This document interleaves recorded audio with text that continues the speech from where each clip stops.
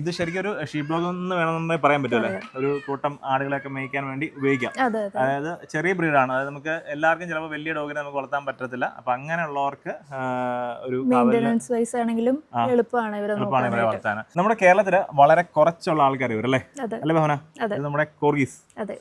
കാണുമ്പോൾ നമ്മൾക്ക് സാധാരണക്കാരാന്ന് വിചാരിക്കും, അറിയാത്തവരാണല്ലേ. നമ്മൾ അധികം നമ്മളെ കണ്ടിട്ടില്ല. ഇത് നമ്മുടെ പപ്പിയാണ്, അതിന്റെ അമ്മ അതുകൊണ്ട് താഴെയുണ്ട് അല്ലേ?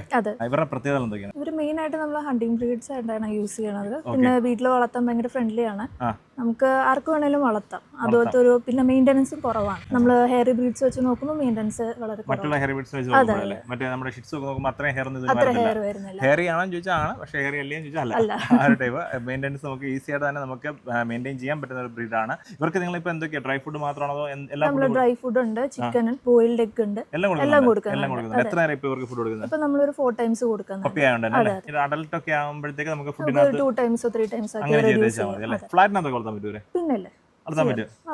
ഇവരുടെ മാക്സിമം സൈസ് കുറച്ച് ആ ഒരു സൈസ് ഒക്കെ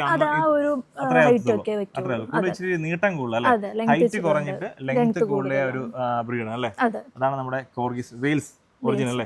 ഒറിജിനൽ വെയിൽസ് ആണ്. അപ്പൊ നമുക്കുള്ള 2 കളർ, ബൈക്ക് കളർ അല്ലേ? ബൈക്ക് കളർ കൂടാതെ നമുക്ക് ട്രൈ കളറും ഉണ്ട്. അതൊക്കെ ഇതിന്റെ അമ്മ ചാമ്പ്യൻ ആണ്, ഇന്ത്യൻ ചാമ്പ്യൻ ആണ്. അപ്പൊ നമ്മുടെ സ്ഥലം എവിടെ? നമ്മുടെ വരുന്നത് ഓടക്കാലിയാണ്, പെരുമ്പാവൂർ ഓടക്കാലിയാണ്. അപ്പൊ നിങ്ങൾ ഇതിനെപ്പറ്റി കൂടുതൽ അറിയണമെന്നുണ്ടെങ്കിൽ നമ്മുടെ ഭാവനയുടെ നമ്പർ ഉണ്ട്, ഒന്ന് വിളിച്ചോളൂ.